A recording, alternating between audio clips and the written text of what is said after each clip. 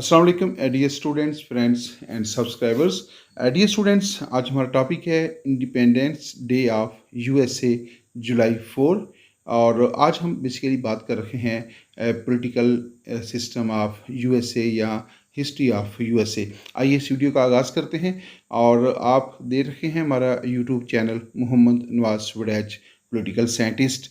और dear student, जैसा कि मैंने बताया कि आज हमारा टॉपिक है United states of America, USA. क्योंकि आज जुलाई 4 है और जुलाई 4 को जो है वो यूएसए का इंडिपेंडेंस डे जो है वो सेलिब्रेट किया जाता है। और उसी निस्बत से जो है आज की ये खुसूसी वीडियो जो है वो तैयार की गई है। आइए इस वीडियो का आगाज़ करते हैं। Who discovered America? Christopher Columbus और George Washington? The correct answer is Christopher Columbus. Who discovered America? The correct answer is Christopher Columbus. आइए नेक्स्ट क्वेश्चन की तरफ चलते हैं। नेक्स्ट क्वेश्चन है, Christopher Columbus discovered America on October 12, 1492, October 12, 1787। The correct answer is October 12, 1492। तो Christopher Columbus जो है उसने अक्टूबर 12, 1492 को जो है अमेरिका दरियाफ्त किया था। और नेक्स्ट क्वेश्चन है, Christopher Columbus was born and died in, दो ऑप्शन दिए गए हैं। फर्स्ट ऑप्शन है born in 1492 and died in 1580, और सेकंड ऑप्शन है born in 1446 and died in 1506।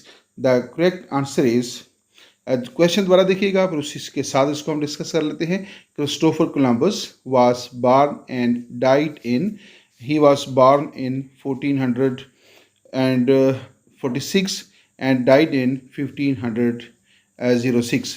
तो 1446 में वो पैदा हुआ था और 1506 के अंदर जो है उसका इंतकाल हुआ था। नेक्स्ट क्वेश्चन है, Christopher Columbus was the Italian navigator and spotted by the Queen Isabella of Spain, England। तो क्वेश्चन देख लीजिएगा दोबारा कि क्रिस्टोफर कोलंबस जो है, चूँकि उसने अमेरिका दरियाफ्त किया था और इसी निस्बत से क्रिस्टोफर कोलंबस जो है उसके वाले से कुछ क्वेश्चन इसमें ऐड किए गए हैं।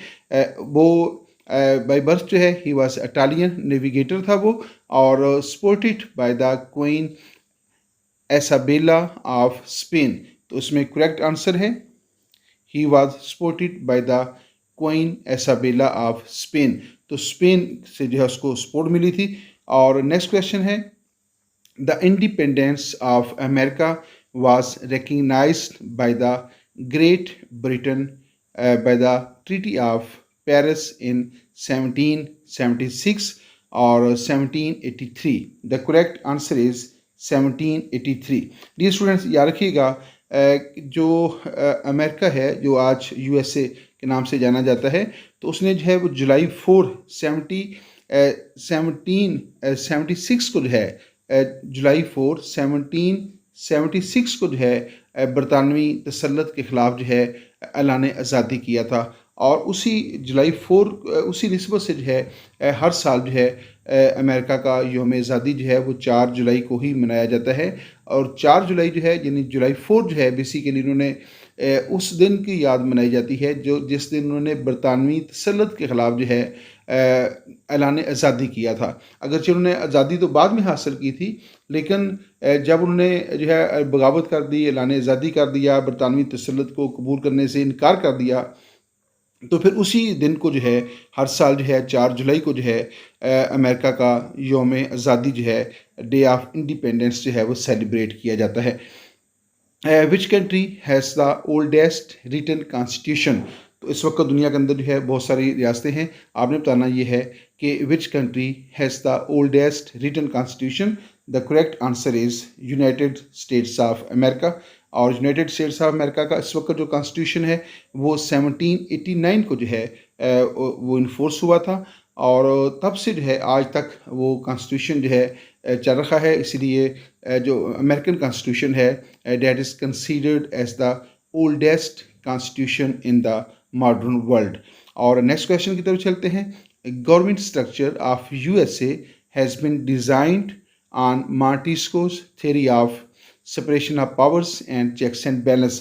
तो अमेरिका का जो पॉलिटिकल सिस्टम है, अमेरिकन जो गवर्नमेंटल स्ट्रक्चर है, उसको किस फिलासफर की कौन सी थ्योरी के ऊपर जो है डिज़ाइन किया गया है। क्वेश्चन दोबारा देखिएगा, governmental structure of USA has been designed on the Montesquieu. Montesquieu जो है he was a French political philosopher और उसकी बहुत फेमस बुक है स्पिरिट ऑफ लॉस। तो उसने अपनी किताब स्पिरिट ऑफ लॉस के अंदर जो है he presented the theory of separation of powers and checks and balance. और यही थ्योरी ऑफ मार्टिस्को की यही theory of checks and balance है जिस पर अमेरिकन जो पॉलिटिकल सिस्टम है या अमेरिकन जो गवर्नमेंटल सिस्टम है उसका स्ट्रक्चर जो है वो तैयार किया गया है। आप यूँ कह सकते हैं कि अमेरिकन गवर्नमेंटल स्ट्रक्चर की जो बुनियाद है वो मार्टिस्को की theory of separation of powers and checks and balances पर जो है वो रखी गई है। और नेक्स्ट क्वेश्चन है, during the reign of colonialist English King James I, England established her first colony in Virginia in 1605-1607।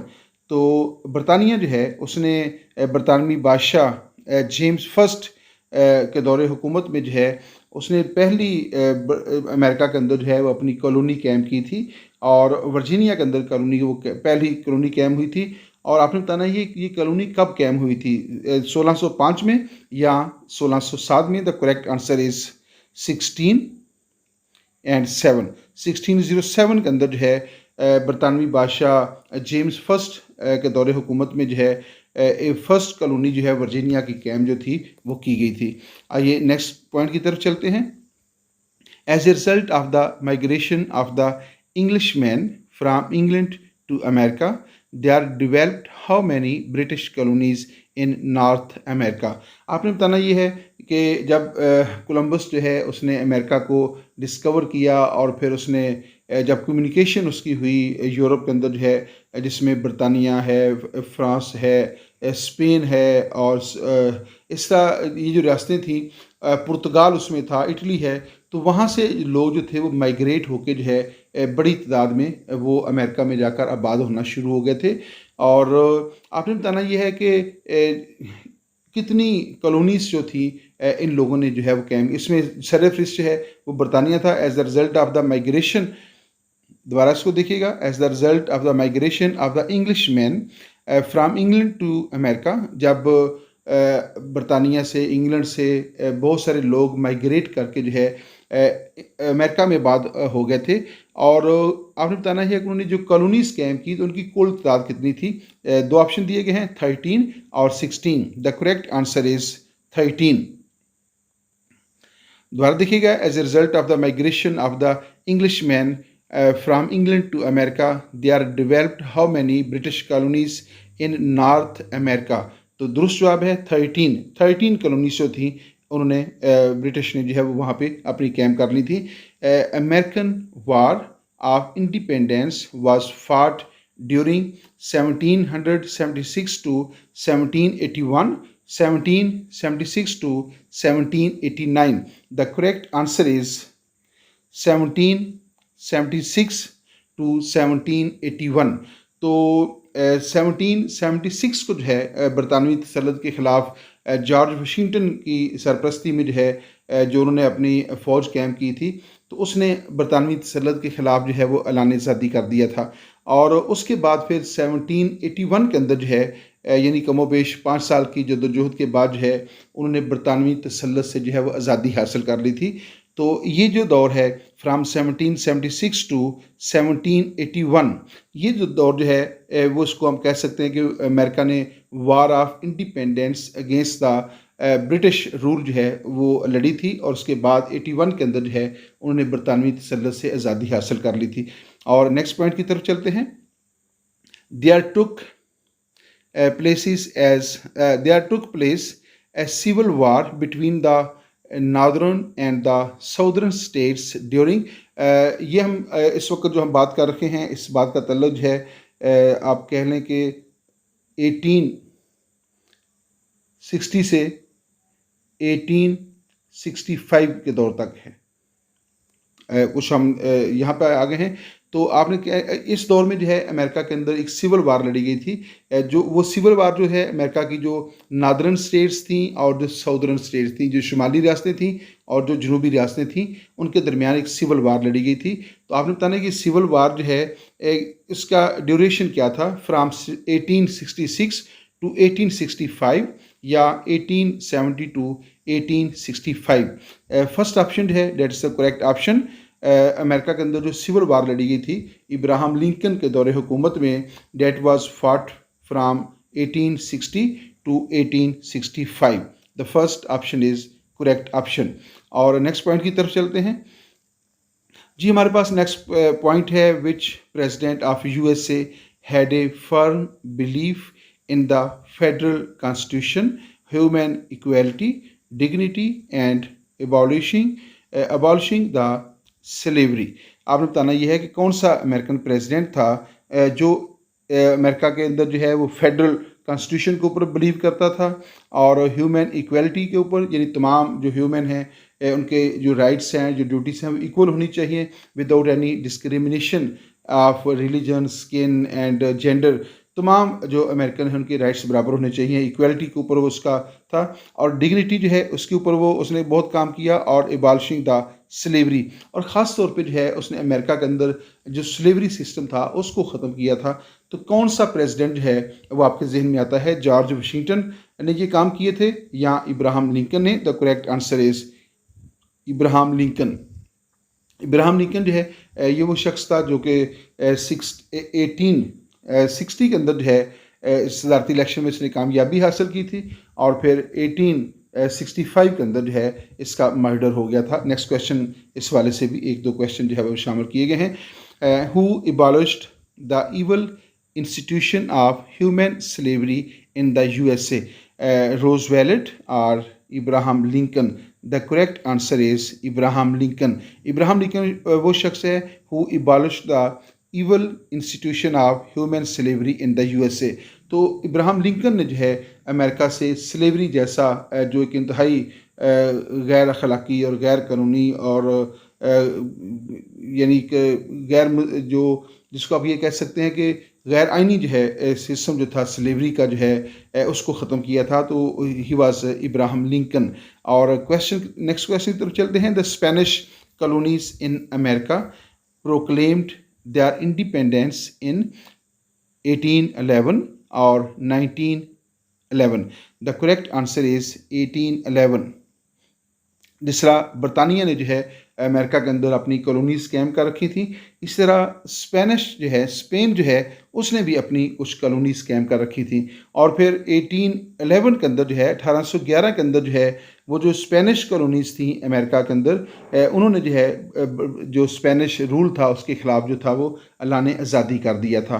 और उसके बाद फिर अमेरिका और स्पेन के दरमियान जो है फिर जंग भी इस बुनियाद के ऊपर लड़ी गई थी। और नेक्स्ट क्वेश्चन की तरफ चलते हैं। Who was the president of USA during the war between Spain and USA? Question देखिएगा, लास्ट क्वेश्चन से इसका तल्लुक है कि जिस तरह बरतानिया ने जो है अमेरिका के अंदर मुख्तलिफ कॉलोनीज कायम कर ली थी, इस तरह स्पेन ने भी जो है अमेरिका के अंदर अपनी मुख्तलिफ कॉलोनीज कायम की हुई थी। और जब 1811 के अंदर जो है जब उन स्पेनिश कॉलोनीज ने जो है कॉलोनीज जो थी उन्होंने स्पेनिश जो कब्ज़ा था उसके ख़िलाफ़ ऐलान आज़ादी किया, तो उसके बाद जो है फिर यूएसए और स्पेन के दरमियान जो है एक जंग लड़ी गई थी। और उस वक्त प्रेसिडेंट कौन था? Who was the president at that time? Who was the president of USA during the war between Spain and USA? The correct answer is Monroe. Monroe was the president at the time of the war between the USA and Spain. और next question की तरफ चलते हैं। The policy by which the president Monroe asked the European powers for not to interfere in the democratic life which was developing in the American continent is known as the। Question ये है कि जब Spain और America के दरमियान जंग लड़ी जा रही थी उस वक्त जो है अमेरिका के जो प्रेसिडेंट थे वो थे प्रोफेसर Monroe। प्रोफेसर Monroe जो है प्रेसिडेंट Monroe थे, और उन्होंने जो है उस वक्त एक पॉलिसी जो है वो लॉन्च की थी।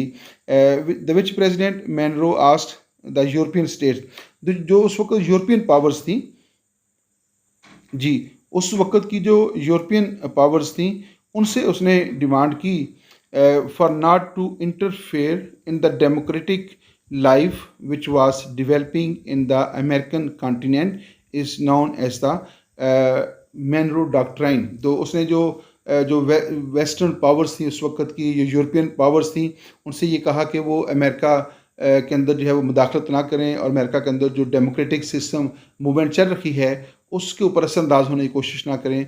और उसने जो पॉलिसी डिज़ाइन की थी उसको मैनरो डॉक्ट्राइन जो है कहा जाता है, और ये अमेरिका का प्रेसिडेंट था मैनरो जो है, तो उसने जो है ये पॉलिसी जो थी वो लॉन्च की थी।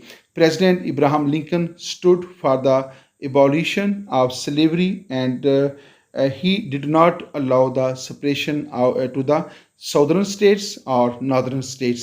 तो जब इब्राहिम लिंकन अमेरिका का प्रेसिडेंट था तो उस वक्त जो है अमेरिका के अंदर साउदर्न स्टेट्स और जो नॉर्दर्न स्टेट्स थी उनके दरमियान एक सिविल वार लड़ी गई, और उसमें जो अमेरिका की जो साउदर्न स्टेट्स थी उन्होंने अमेरिकन फेडरेशन से अलग होने की भी कोशिश की थी, जिसे इब्राहिम लिंकन ने जो है उनके ख़िलाफ़ कार्रवाई करके जो है उनकी इस कोशिश को जो है नाकाम बना दिया था।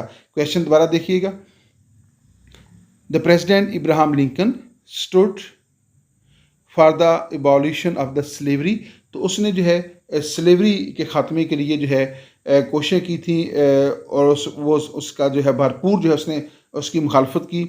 और जो साउदर्न स्टेट्स थी जिन्होंने फिर इस इशू के ऊपर जो है अमेरिकन फेडरेशन से अलग होने की कोशिश की थी, उनकी उस कोशिश को भी उसने नाकाम बना दिया था। The correct answer is southern states. और देखते हैं कि which is the next question. Who was called the iron chancellor of Germany, prince Bismarck और George Smith? The correct answer is prince Bismarck. Who was called the Iron Chancellor of Germany? The correct answer is Prince Bismarck। और next question की तरफ चलते हैं। Who was the president of USA from 1817 to 1825? 1817 से लेकर जो है 1825 तक जो है अमेरिका का प्रेसिडेंट कौन था? Who was the president of USA from 1817 to 1825? James Monroe और Adolf Hitler? The correct answer is James Monroe. और मैनरो जो है यही वो शख्स था जिसने मैनरो डॉक्ट्राइन जो है वो लॉन्च किया था। और नेक्स्ट पॉइंट की तरफ चलते हैं। James Knox Polk was the 11th president of the United States of America, serving from 1845 to 1849 or 1849 to 1855. The correct answer is he served as the president of USA from 1845 to 1849। तो ये जो शख्स है James Knox पोल्क जो है वो America का ये 11th प्रेसिडेंट था, और ये 1845 से लेकर जो है 1849 तक जो है ही served as the 11th president of the USA. एक टर्म जो है इसने पूरी की थी। और नेक्स्ट क्वेश्चन की तरफ चलते हैं। Who was the 17th president of the United states of America, serving from 1865 to 1869? He assumed the presidency following the assassination of Abraham Lincoln as he was vice president at that time or speaker of the House of Representatives। थोड़ी सी इसकी मैं वजाहत भी करना चाहूँगा कि जो Ibrahim Lincoln है वो अमेरिका का जो है प्रेसिडेंट था फ्राम 1861 टू 1865।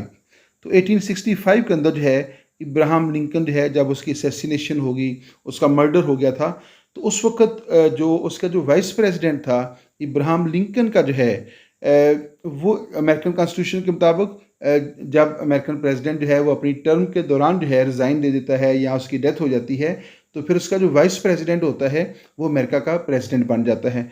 तो उसी के तहत जो है क्वेश्चन दोबारा देखिएगा। Who was the 17th president of the United states of America, serving from 1865 to 1869? He assumed the presidency following the assassination of the Abraham Lincoln as he was vice president of USA at that time। चूँकि वो उस वक़्त America का vice president था, लिहाजा Abraham Lincoln की assassination के बाद जो है वो अमेरिका का सदर जो था बन गया था और वो 17वां अमेरिकन प्रेसिडेंट जो था वो बना। और नेक्स्ट क्वेश्चन है, Alaska was formally transferred to the United States from Russian Empire on October 18 1867 और अक्टूबर 18 1899। अलास्का जो है, जो कि इससे पहले जो है रशिया की एक का इलाका था, या उसकी एक स्टेट थी, या उसकी एक रिपब्लिक थी, और फिर अमेरिका जो है उसने उससे वो परचेज़ कर लिया था। तो आपने बताना ये है कि अलास्का जो है वो रशिया से अमेरिका ने कब हासिल किया था। तो उसका करेक्ट आंसर है अक्टूबर 1867 को अमेरिका ने जो है अलास्का की जो रियासत है वो रशिया से जो है वो ख़रीद ली थी। और नेक्स्ट क्वेश्चन है, who was the author of the book the promise of American life, David Easton और हर्बर्ट डेविड क्लोरी। तो करेक्ट आंसर है Herbert David Croly was the author of the book the promise of American life. किताब का नाम है the promise of American life और इसका writer है हर्बर्ट डेविड क्लोरी। और नेक्स्ट क्वेश्चन की तरफ चलते हैं डियर स्टूडेंट्स। हमारे पास नेक्स्ट क्वेश्चन है, Joseph Stalin became the dictator of USSR in 1917 or 1924। The correct answer is 1924। Joseph Stalin जो है he became the dictator of USSR in 1924। और इससे पहले जो है लेनिन जो था वो USSR का डिक्टेटर था, और लेनिन की जब 1924 में जो है उसकी डेथ हो गई थी, तो लेनिन के बाद जो है स्टालिन जो है he became the second dictator of the USSR। और नेक्स्ट क्वेश्चन की तरफ चलते हैं, Benito Mussolini became the dictator of Italy in 1932 in 1922। The correct answer is 1922। तो बेनिटो मुसोलिनी जो है he became the dictator of Italy इन 1922। और next question की तरफ चलते हैं, Benjamin Harrison was the 23rd president of the United States of America from 1889 to 1893, 1901 to 1905। The correct answer is 1889 to 1893। जो Benjamin Harrison है he became the president 23rd president of USA and he served as the president of USA from 1889 to 1893। और next question है जी, the first Pan American Conference was held in 1889 in Washington DC or New York। The correct answer is Washington DC। The first Pan American Conference was held in 1889। तो 1889 के अंदर जो है America के अंदर जो first पान अमेरिकन कॉन्फ्रेंस हुई थी, तो वो वाशिंगटन DC जो कि अमेरिका का कैपिटल है वहाँ जो है इसका जो है इनाकाद किया गया था। व्हाट इज़ द पान अमेरिकन पॉलिसी। पान अमेरिकन पॉलिसी से क्या मुराद है, इसमें देखते हैं कि क्या इसका मतलब है। पान अमेरिकन पॉलिसी या pan Americanism is a movement that seeks to create, encourage और organise relationships and cooperation among the states of the America. तो जो पान अमेरिकन पॉलिसी है उसका जो बुनियादी मकसद ये था कि अमेरिका की जो मुख्तलिफ स्टेट्स हैं उनके दरमियान जो है जो म्यूचुअल कोऑपरेशन है उसको प्रमोट किया जाए, उनके दरमियान जो रिलेशनशिप है उसको ऑर्गेनाइज़ किया जाए और उनके दरमियान जो यूनिटी है उसको इनकरेज किया जाए। तो ये जो पॉलिसी थी जिसका मकसद अमेरिका की मुख्तलिफ स्टेट्स के दरमियान जो है यूनिटी को प्रमोट करना था और उनके दरमियान कोऑपरेशन को प्रमोट करना था, उस पॉलिसी को जो है पान अमेरिकन पॉलिसी कहा जाता है। और इस पान अमेरिकन पॉलिसी का जो आगाज़ है वो 1889 को जो है वाशिंगटन DC से हुआ था, और diplomatic and political and economic social means. तो आइए नेक्स्ट पॉइंट की तरफ चलते हैं। हमारे पास नेक्स्ट क्वेश्चन है, Adolf Hitler became the dictator of Germany in 1933 और 1945। The correct answer is 1933. Adolf Hitler became the dictator of Germany in 1933. मैसोलिनी जो है वो 1922 के अंदर डिक्टेटर बना था, और जो हिटलर है he became the dictator of Germany in 1933. और the period of USA history from 1890s to the 1920s is usually referred to as the progressive era और कोल्ड वार इरा. आपने बताना ये है कि अमेरिकन हिस्ट्री जो है उसके अंदर जो 1890 से लेकर 1920 तक का जो इरा है, जो दौर है, वो किस रेफरेंस से जाना जाता है. तो उसको प्रोग्रेसिव इरा कहा जाता है या उसको कोल्ड वार इरा कहा जाता है. The correct answer is progressive era. The period of USA history from 1890s to the 1920s is usually referred as to the progressive era. तो उसको progressive era जो है, ये जो 30 साल हैं 1890 से लेकर 1920 तक का ये जो 30 साल दौर है, ये अमेरिकन पॉलिटिकल हिस्ट्री के अंदर जो है प्रोग्रेसिव ईरा जो है वो कहलाता है. और नेक्स्ट क्वेश्चन है, the Spanish American war was an 1898 conflict between the United States of America and Spain that ended the Spanish colonial rule in the Americas and resulted in USA acquisition of territories in the Western Pacific and Latin America. ये एक statement है dear students, ये question नहीं है, एक पिछले question से इसका बेसिकली तल्लुक है. तो स्पेनिश अमेरिकन वार जो है वाज एन 1898 कन्फ्लिक्ट जो है, जो 1898 के अंदर जो है स्पेनिश अमेरिका वार हुई थी, उसका रिजल्ट क्या निकला था? Between the USA and Spain was ended Spanish colonial rule. तो स्पेन ने जो है अमेरिका के अंदर जो कॉलोनीज कैम कर रखी थी या जो कॉलोनियल रूल उसका था, तो इस जंग ने जो है स्पेनिश रूल को जो है या स्पेनिश कॉलोनियलिज्म जो था अमेरिका के अंदर उसको ख़त्म कर दिया था 1898 के अंदर in the America and resulted in USA acquisition of the territories in the western Pacific and Latin America. और इसका नतीजा ये निकला कि वेस्टर्न पैसिफिक के अंदर और लेटिन अमेरिका के अंदर जो ये कॉलोनीज थी वो अमेरिका ने जो है उनके ऊपर जो था वो अपना कब्जा कायम कर लिया था. और अमेरिका के अंदर जो है जो स्पेनिश रूल था या स्पेनिश कॉलोनियलिज्म था वो मुश्किल तौर पे ख़त्म हो गया. आगे नेक्स्ट पॉइंट की चलते हैं. Cuba became a USA protectorate from 1898 to 1902 under the treaty of Paris और London. The correct answer is treaty of Paris. तो क्यूबा जो है वो उसका ये जो 1898 से लेकर 1902 तक जो है ये जो 4 साल का जो इरा है, इसमें क्यूबा जो है वो अमेरिका की एक प्रोटेक्टोरेट स्टेट जो है वो बन गया था, यानी वो अमेरिका के ज़ेर तसल्लुत आ गया था या अमेरिका की निगरानी में जो है उसको दे दिया गया था. और नेक्स्ट पॉइंट की तरफ चलते हैं. What is William Taft most famous for? William Taft most famous for, ये अमेरिका का प्रेसिडेंट है. आपने बताना यह है कि इसकी वजह शोहरत क्या थी. What is William Taft most famous for? William Harvard Taft was elected at the 27th president of the United states. तो ये विलियम हार्वर्ड टाफ्ट जो है ये अमेरिका का 27th यानी 27वां प्रेसिडेंट था, और 1909 से लेकर 1913 तक जो है इसकी टर्म थी. And later became the 10th chief justice of the United states of America from 1921 to 1930 and the only person to have served in the both these offices. इसकी जो स्पेशलाइजेशन है वो ये है कि ये 1909 से लेकर 1913 तक, यानी ये 4 साल के लिए 1909 से 1913 तक अमेरिका का प्रेसिडेंट बना. और उसके बाद जो है ये 1921 में जो है अमेरिकन सुप्रीम कोर्ट का जो है वो चीफ जस्टिस बन गया था.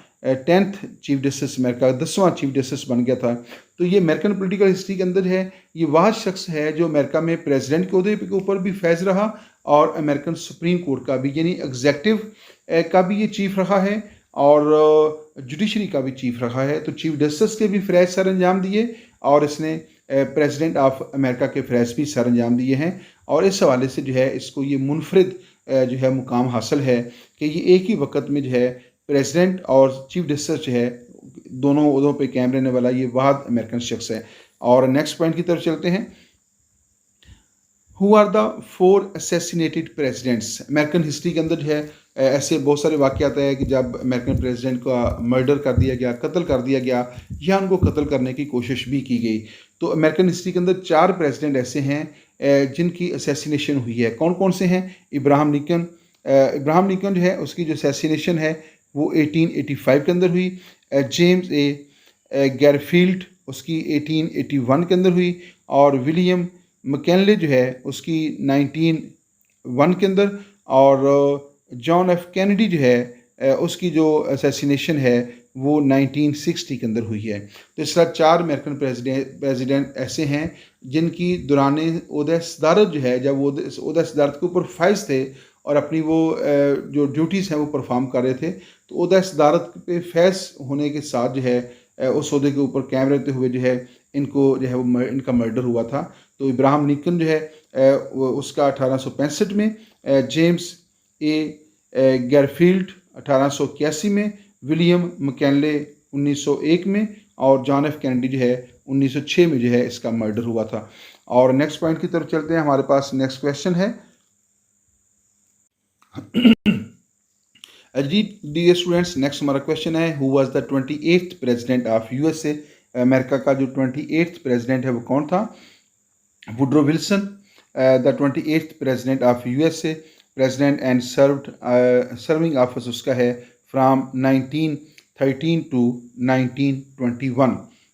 ये इसका मतलब है उसने 2 टर्म पूरी की।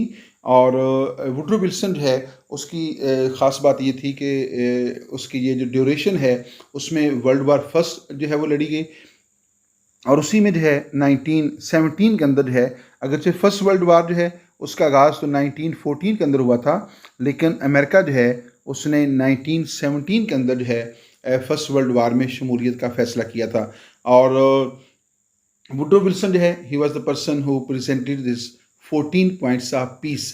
तो दुनिया के अंदर अमन कायम करने के लिए उसने अपने 14 नुकात पेश किए थे, 14 पॉइंट्स जो हैं वो पेश किए थे। और उन्हीं 14 पॉइंट्स के ऊपर जो है लीग ऑफ नेशन की बुनियाद भी रखी गई थी। आइए नेक्स्ट क्वेश्चन की तरफ चलते हैं। Which war was fought between 2 coalitions, the allies and the central powers from 1914 to 1918।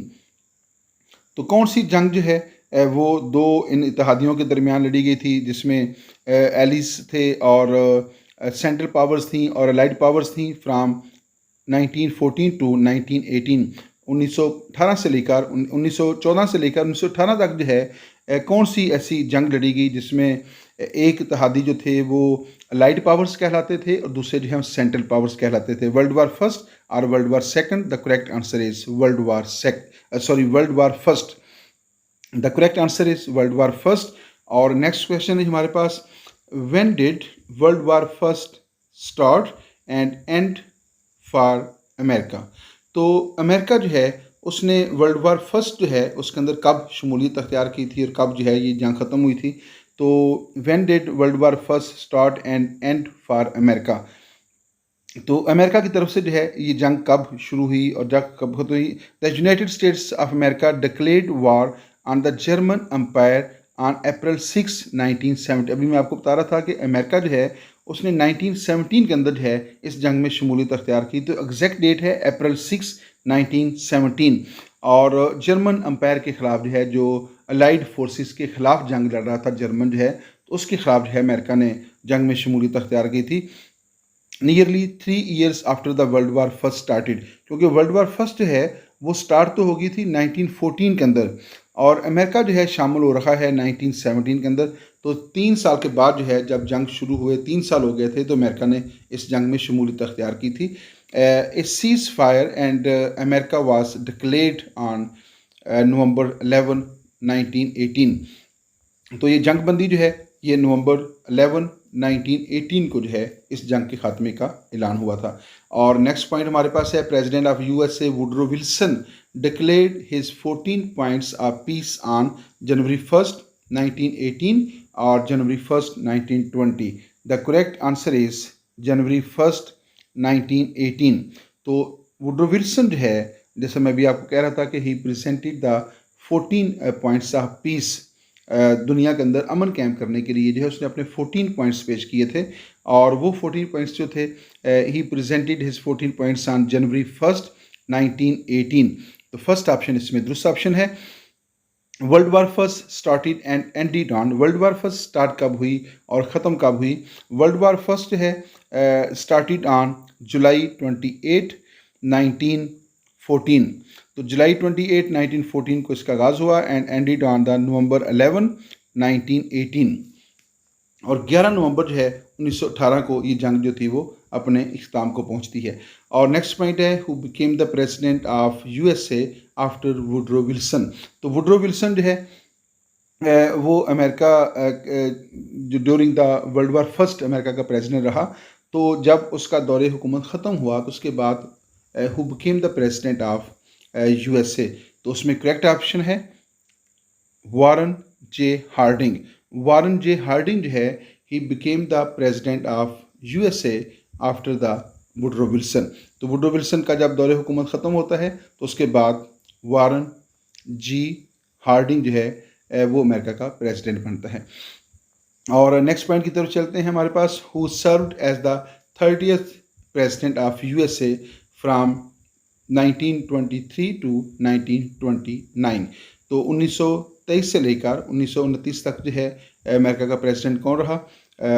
ये जो दौर है, president carbon Coleridge. President carbon Coleridge जो है वो 1923 से लेकर 1929 तक जो है ये अमेरिका का प्रेसिडेंट रहा है। तो वुडरो विल्सन जो है, जब वुडरो विल्सन का दौरे हुकूमत ख़त्म हुआ तो उसके बाद जो है जो अमेरिका का प्रेसिडेंट बना वो था वारन जी हार्डिंग। और वारन जी हार्डिंग के बाद जो है जो कार्वन कोलरिज है, he became the president of USA. और what was the great depression? American history के अंदर या पूरी दुनिया के अंदर जो है एक हादसा हुआ, एक वाक़या पेश हुआ जिसको ग्रेट डिप्रेशन कहते हैं। तो ये ग्रेट डिप्रेशन क्या था? हिस्ट्री के अंदर है, the great depression was the worst economic down turn in the history of the industrialised world. तो जो सनती मालिक थे उनके अंदर जो है एक ऐसा वाक़या हुआ जिससे पूरी इकानमी जो है, उनकी इकानमी बैठ गई थी। इकानमी जो है उसका अब यूँ समझने के उसका ज़वाल का सामना करना पड़ा और बड़ी बुरी हालत इन मुल्कों की हो गई थी, lasting from the stock market crash from 1929 to 1939। तो ये 10 साल का इरा बनता है जिसमें जो ग्रेट डिप्रेशन जो है, सात बाजारी जो है, मुआशी बदहाली का दौर इसको कहा जाता है। तो इसका पूरा इरा तो 1929 टू 1939 है, लेकिन अमेरिका ने कदरे इससे पहले जो है अपनी इस जो ग्रेट डिप्रेशन है उस पर काफ़ी हद तक जो है वो काबू पा लिया था। और नेक्स्ट पॉइंट की तरफ चलते हैं, who is the shortest and longest serving president of USA. तो अमेरिका की हिस्ट्री के अंदर जो है कौन शख्स है जो सबसे कम मुद्दत के लिए अमेरिका का प्रेसिडेंट बना, और वो कौन शख्स है जो सबसे ज़्यादा मुद्दत के लिए जो है अमेरिका का प्रेसिडेंट बना है? तो इसमें दो क्वेश्चन है, दो इसमें चीज़ों को डिस्कस करेंगे। विलियम हेनरी हैरिसन, पहला है William Henry Harrison. He was the president of USA for the shortest term. तो सबसे कम मुद्दत के लिए जो है विलियम हेनरी हैरिसन जो है वो अमेरिका का प्रेसिडेंट बना। Spent the shortest time in office while Franklin D Roosevelt. दूसरा शख्स जो है रोजवेल्ट है, and he spent the longest term in the office. सबसे तवील अरसा जो है रोजवेल्ट जो है अमेरिका का प्रेसिडेंट रहा, और सबसे कम मुद्दत के लिए जो है विलियम हेनरी हैरिसन जो है अमेरिका का प्रेसिडेंट रहा। Roosevelt is the only American president to have served more than 2 terms। और ये रूजवेल्ट को ये भी क्रेडिट जाता है कि ये अमेरिका का वह सदर है जिसने 2 टर्म से ज़्यादा जो है वो अमेरिका में हुकूमत की है, और बुनियादी तौर पे ये 4 बार जो है अमेरिका का सदर मुंतखब हुआ था। अगरचे चौथी टर्म जो है वो पूरी करने से पहले ही इसकी डेथ हो गई थी, लेकिन 4 बार अमेरिका का सदारती इंतखाब जो है वो जीतने का जो क्रेडिट है वो सिर्फ और सिर्फ अमेरिकन हिस्ट्री के अंदर रोजवेल्ट को ही जाता है। नेक्स्ट क्वेश्चन की तरफ चलते हैं। What was the name of the global conflict that lasted from 1939 to 1945। तो 1939 से लेकर जो है 1945 तक दुनिया के अंदर जो ग्लोबल कॉन्फ्लिक्ट हुआ था, पूरी दुनिया उससे मुतासर हुई, उसका क्या नाम है? World war second. तो उस ग्लोबल कॉन्फ्लिक्ट को जो 1939 से 1945 तक हुआ उसको वर्ल्ड वार सेकंड जो है वो कहा जाता है। और नेक्स्ट क्वेश्चन है, who started the world war second, why? On September 1 1939 जो वर्ल्ड वार सेकंड जो है वो सितंबर 1 1939 को जो शुरू हुई थी। और हिटलर जो है, जो उस वक्त जर्मनी का चांसलर था या डिक्टेटर था, उसने जो है पोलैंड के ऊपर अटैक किया था और उसी से जो है पर जो सेकंड वर्ल्ड वार है उसका आगाज़ हो जाता है। From the west 2 days later France and Britain declared war on Germany, beginning the World War Second। और फिर जब हिटलर की तरफ से यानी जर्मनी की तरफ से जो है पोलैंड के ऊपर अटैक किया गया और उसके फिर 2 दिन बाद जो है जर्मनी, बरतानिया और फ्रांस जो है उन्होंने भी जो है वो जर्मनी के ख़िलाफ़ ऐलान जंग कर दिया और इसका जो है सेकंड वर्ल्ड वार का बाकायदा तौर पे आगाज़ हो गया। By the end of the world war second who was more powerful in WW2।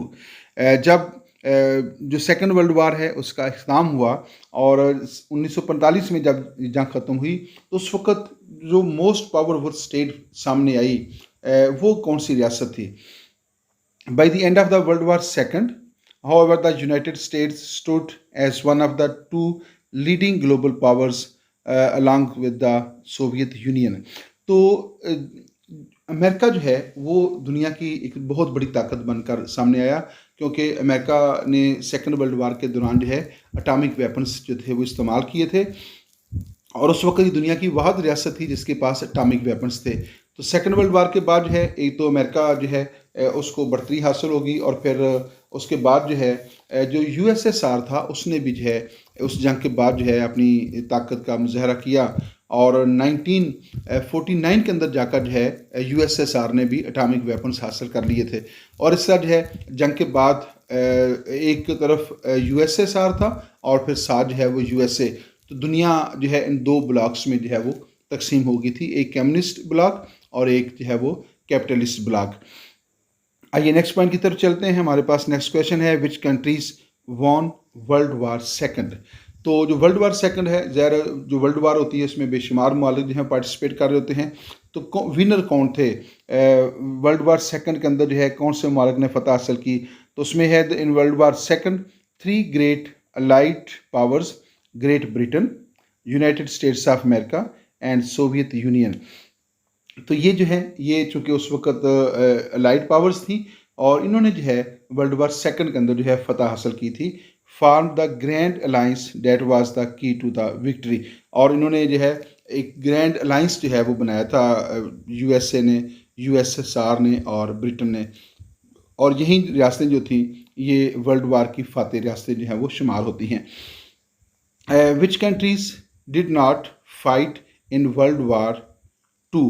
तो कौन से मुल्क थे जिन्होंने वर्ल्ड वार सेकंड के अंदर जो है प्रैक्टिकली पार्टिसिपेट नहीं किया था? Only 14 countries remained officially neutral throughout the entire war. तो जो वर्ल्ड वार सेकंड है उस वक्त दुनिया के अंदर जितनी भी रियासतें थीं उनमें से सिर्फ 14 कंट्रीज ऐसे थे जिन्होंने वर्ल्ड वार सेकंड के अंदर पार्टिसिपेट नहीं किया और उन्हें अपने आप को न्यूट्रल डिक्लेयर कर दिया था। और वो कौन कौन से मुल्क थे? दे इंक्लूडेड द स्वीडन उसमें शामिल है, स्विट्ज़रलैंड है, स्पेन है, पुर्तगाल है, आयरलैंड है, तुर्की है, यमन है, सऊदी अरेबिया है और अफ़गानिस्तान। तो ये वो मुल्क थे जिन्होंने दूसरी जंग अज़ीम के अंदर जो है पार्टिसिपेशन नहीं की थी और उन्होंने अपने आप को न्यूट्रल जो है डिक्लेयर किया था, as well as the micro states of Andorra and Monaco. इसके अलावा ये पता नहीं क्या लिखा है, सान मरीनो और वेटिकन सिटी स्टेट। तो ये वो रियासतें थी जिन्होंने सेकंड वर्ल्ड वार के अंदर जो है वो पार्टिसिपेट जो है वो नहीं किया था।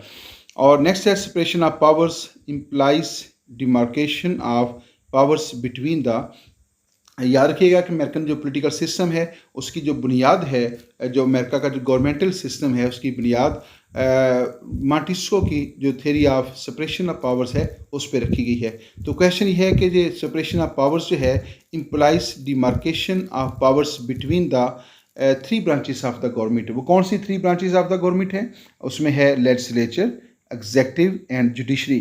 तो जो सेपरेशन ऑफ पावर्स है बेसिकली ये है कि जो हुकूमत करने के जो पावर्स हैं उन्हें लेजिस्लेचर, एग्जेक्टिव एंड जुडिशरी, इन तीनों दारों के दरमियान जो है तकसीम कर दिया जाए। तो लॉ मेकिंग तमाम पावर जो हैं वो लेजिस्लेचर के पास दे दी गई, और जो जुडिशल पावर्स थी वो अमेरिकन सुप्रीम कोर्ट के सपुर्द कर दी गई, और जो एग्जेक्टिव पावर्स थी वो अमेरिकन प्रेसिडेंट के सपुर्द कर दी गई। और इस तरह जो है अख्तियारात को इन तीनों दारों के दरमियान जो है तकसीम कर दिया गया था। और इसी चीज़ का नाम जो है वो थ्योरी ऑफ सेपरेशन पावर है, that was presented by the Montesquieu. और नेक्स्ट क्वेश्चन की तरफ चलते हैं। हमारे पास नेक्स्ट क्वेश्चन है। डी स्टूडेंट्स, यहाँ पे इस वीडियो का अख्ताम होता है। मोहम्मद नवाज वडैज, पोलिटिकल साइंटिस्ट, और thanks for watching my YouTube channel. इजाज़त दीजिएगा। अल्लाह हाफिज़।